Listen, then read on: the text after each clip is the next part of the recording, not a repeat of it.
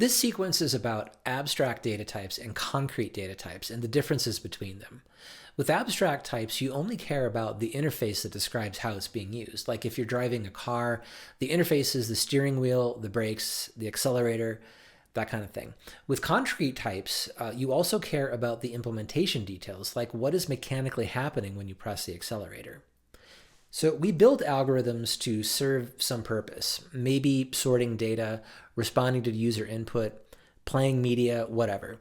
In order to carry out those algorithms, we might end up using several different kinds of data structures and use other algorithms to do pieces of the work. It's up to us, the programmers of these things, to pick up the right tools and have them work together to achieve the overall goal. And this is a lot of what programming is, piecing together building blocks that already exist, and sometimes building new blocks of our own. So earlier I gave this example with cars.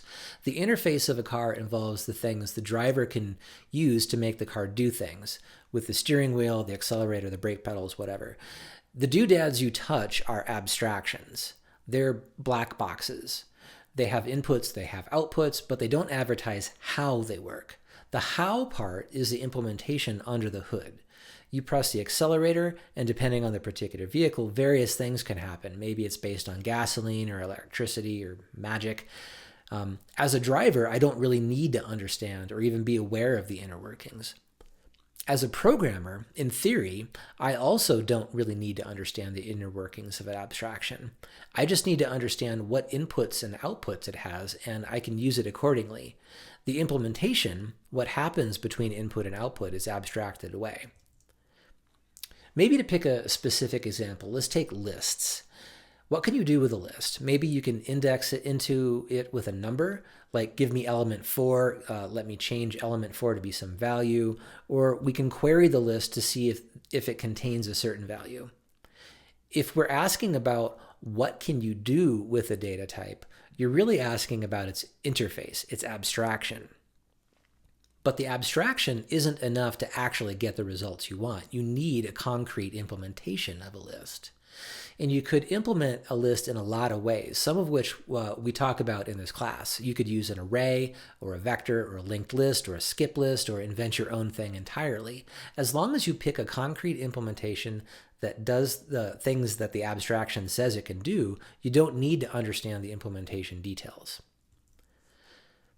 This idea of abstractions versus implementations is quite common in programming languages.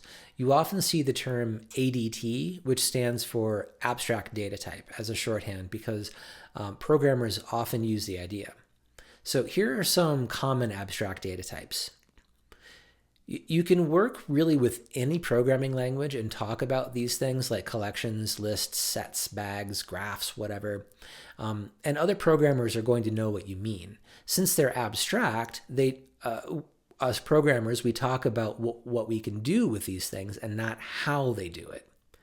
And once you understand the abstractions listed here, you can think in terms of those things, and they make it a lot easier to invent creative solutions to new problems.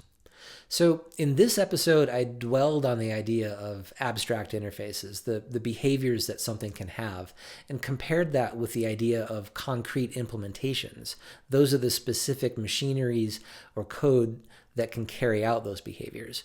Often you need to think in terms of abstractions, but other times you need to get your hands dirty and implement those abstractions with a concrete data structure. In the next episode, I'm going to go into detail on a few ADTs so we can understand how we might implement them.